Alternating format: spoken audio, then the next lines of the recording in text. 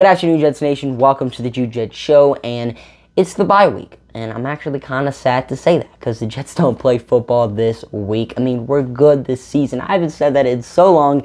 It feels so good. And we also have a fantastic rookie class. So let's go ahead and talk about how each rookie has played the season, starting off with Sauce Gardner and ending with Michael Clemens.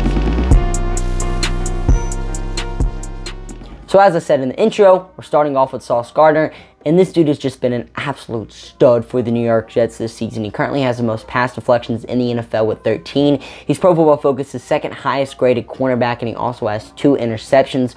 What I just read to you is something you would expect to see from a cornerback in their prime, but Sauce Gardner is a rookie. He hasn't even reached his prime yet. I mean, as his career goes along, Sauce Gardner is just going to get better and better, and this dude was just a stud pick for Joe Douglas this year.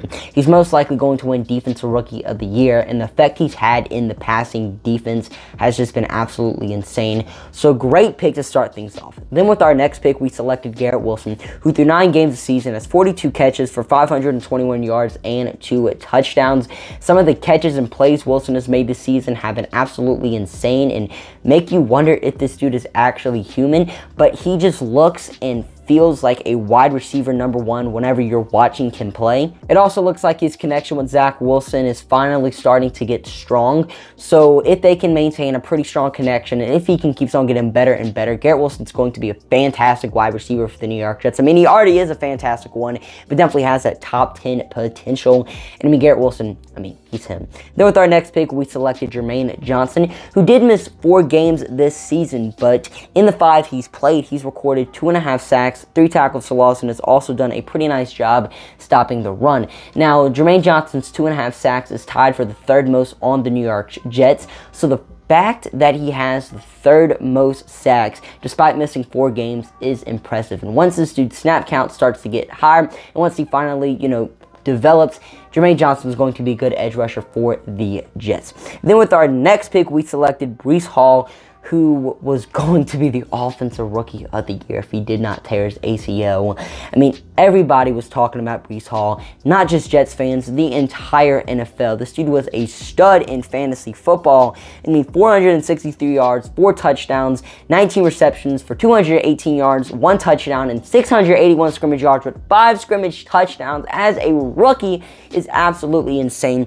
This dude was going to be a Pro Bowler this season if he didn't get hurt. I mean, it just sucks to see that Breece Hall got hurt, but we know we have ourselves a dominant running back in Breece Hall. With our next pick, we selected Jeremy Ruckert, and this is honestly the most surprising pick in the draft for me because we didn't need a tight end at all. Now, I understand what Joe Douglas was doing with this pick. It was a pick for the future. Ruckert probably isn't going to get much playing time this year and next season, and honestly until Uzomah and Conklin are out of the picture. But once he gets in the picture, once Ruckert is in the picture, I hope to see some pretty good things out of him, and hopefully he keeps his tight end room from being bad because we haven't had a tight end in so long. So now that we have 2, it's just so refreshing, and hopefully Ruckert can, pick up that streak whenever we're asking him to play, but I'm not really going to say too much about the pick right now.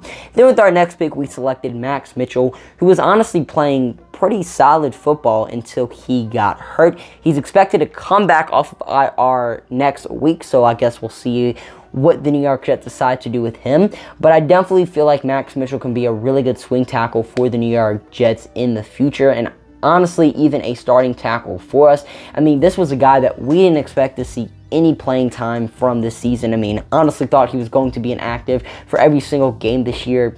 Gonna give him the James Morgan treatment. All the beat reporters are saying the Jets just want him to develop. He's gonna take a developmental year. But because of injuries, he was forced into the lineup week 1 and surprised all of us and gives us a lot of hope for this offensive tackle stability in the future. And then with our final pick, we selected Michael Clemens, which was another pick that a lot of fans were shocked of, including me. But once we found out who Michael Clemens is, we were completely okay with it because Michael Clemens is an absolute beast of a player and of a person. You look at this guy, you know that he's someone that you don't want to mess with. I mean, he's just an intimidating person. That's who Michael Clemens is. And while he doesn't get too much playing time, through 9 games this season, he has 1 sack and 2 tackles for loss. And for a 4th round pick player that doesn't really get too much snaps, that's impressive. And that's the New York Jets rookie class. We did have 2 undrafted free agents make the 53-man roster, but we haven't really seen too much from them this season, so I'm not going to talk about them. But what are you guys' thoughts on the New York Jets rookie class? How do you think they played this season? And let me know down below. I'm your host, Drew, signing off for now. See you guys later. Peace.